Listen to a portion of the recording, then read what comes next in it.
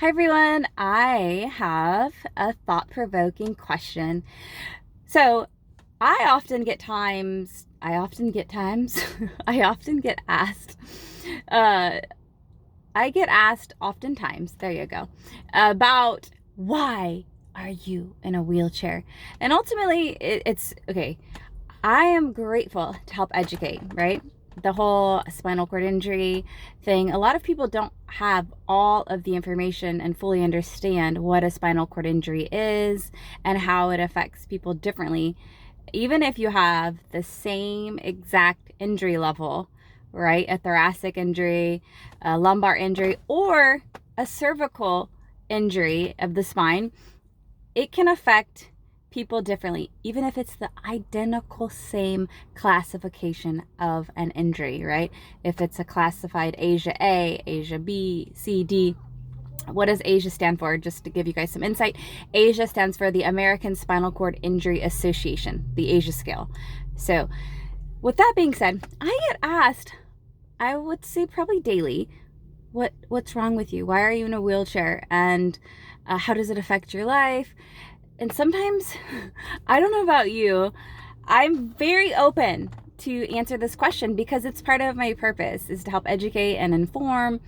But sometimes you kind of just like, you just give the shortened version, even though I always want to honor my friend Crystal, who lost her life tragically from this whole wreck caused from one person making a very irresponsible decision and choosing to drink and drive and get behind the wheel.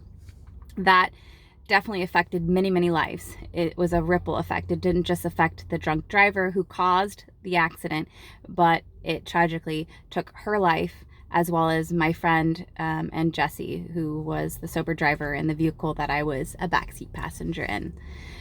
So I definitely love to uplift in honor of the names that were lost, okay, and my friends. But sometimes when you get asked every single day, it's like, oh man. And I ultimately say I'm so blessed and I'm grateful to be alive. And it's the truth because I am. So when I say that, it throws people for a loop. They're like, oh, how can you be so happy and blessed and grateful? You're in a wheelchair. But ultimately, I really am blessed and grateful. I want to know how you handle it. How do you, if you have something that is a posed question to you daily, right? But sometimes people pose it and maybe not the most, I don't know, respectable manner. What's wrong with you? That, when it comes that way, it's like, oh my goodness, but I don't have to respond in that way, right?